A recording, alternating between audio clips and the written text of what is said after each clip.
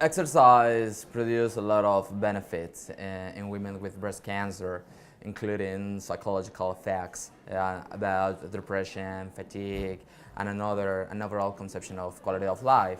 But now we have addressed the specific effects of exercise in inflammatory biomarkers, going beyond the phenomena of quality of life and addressing the molecular mechanisms that exercise can produce benefits for women with breast cancer. The benefits are specifically focused on tumor progression and how the exercise can modulate the tumor microenvironment and to reduce the concentration of inflammatory markers, that molecule that producing signaling pathways leading to tumor growth. We undertake an meta-analysis, which is a novel model of analysis where you can pool the several results obtained from randomized controlled trials. In this sense, we evaluated nearly 10 studies involving women with breast cancer after successful treatment, and then we pooled these effects in an analysis synthesis. So how many patients are in the meta-analysis and how many trials?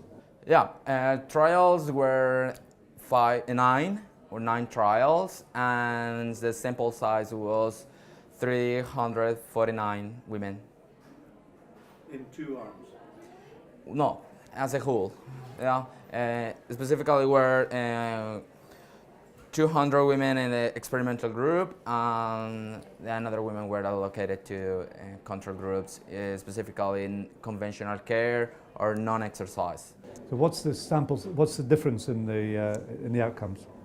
Yeah, the difference that we found were that exercise can positively modulate the serum concentrations on inflammatory markers, including IL-6, which is one of the most important biomarkers related to tumor progression and systemic inflammation, C-reactive protein, and IL-2, which is also linked to immunoregulatory effects in cancer patients.